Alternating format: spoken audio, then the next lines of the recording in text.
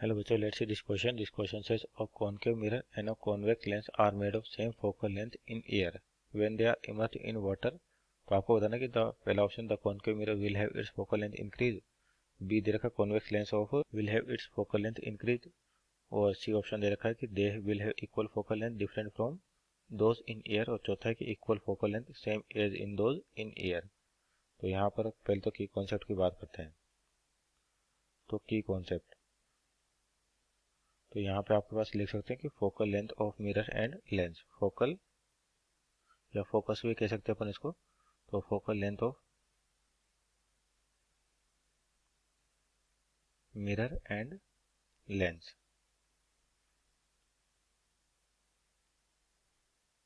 तो यहाँ पे देखिए आप, तो एक तो कॉनकेव मिरर दे रखा है इस प्रकार से। तो कॉनकेव मिरर इस प्रकार से हो गया। अगर इसका रेडियस और कर्वेचर मानते आर है आपके पास, तो जो फोकस होता है इसका ये होता है r/2 यानी कि इस साइड, और किधर होगा, इस साइड होगा आपके पास फोकस। और दूसरी बड़ी बात कि यहाँ पे जो फोकस है केवल किसका फंक्शन है, रेडियस और कर्वेचर का। इसका मतलब जब इसको एयर के अंदर डिप करें, एयर के अंदर से वाटर में डिप करेंगे तो क्या होगा, फोकस में कोई चेंज नहीं आएगा, यानी फोकस लेंथ ऑफ मिरर इसमें नो चेंज यानी कि मिरर की फोकल लेंथ का सराउंडिंग मीडियम पे कोई असर नहीं होता। और उसी तरह से लेंस की बात करें, अपने पास कौन सा लेंस है, कॉन्वेक्स लेंस है।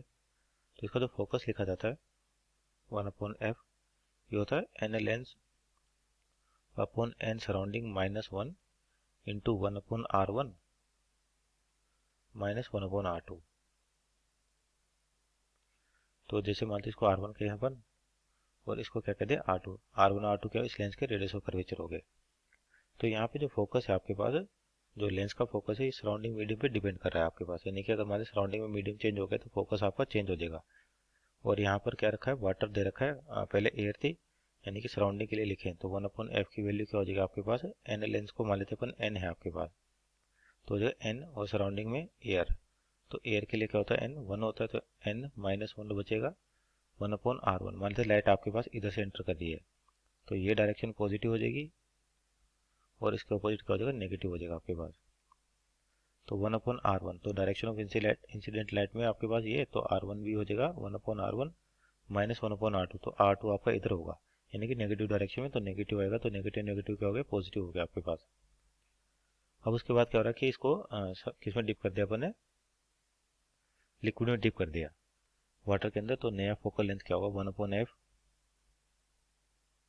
Equal to n lens upon n surrounding, यानी कि एन वाटर -1, और आपके पास बाकी टर्म जो रहेंगी वो सेम रहेगी, 1/r1 + 1/r2। तो इसको एफ डैश कह देते हैं अपन। तो यहाँ पे जो वाटर है इसका जो रिफ्रैक्टिव इंडेक्स होगा, एन वाटर जो अपने लिखा है यहाँ पे, तो एन वाटर की वैल्यू ज़्यादा होती है किससे, एन एयर से।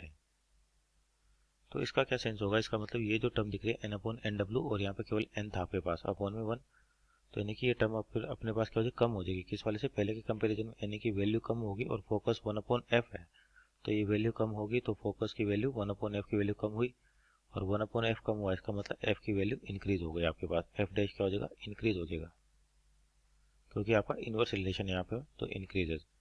तो यहाँ पे देखिए concave mirror will have its focal length increase, तो ये तो गलत हो गया, आपका मिरर की तो चेंज होगी नहीं।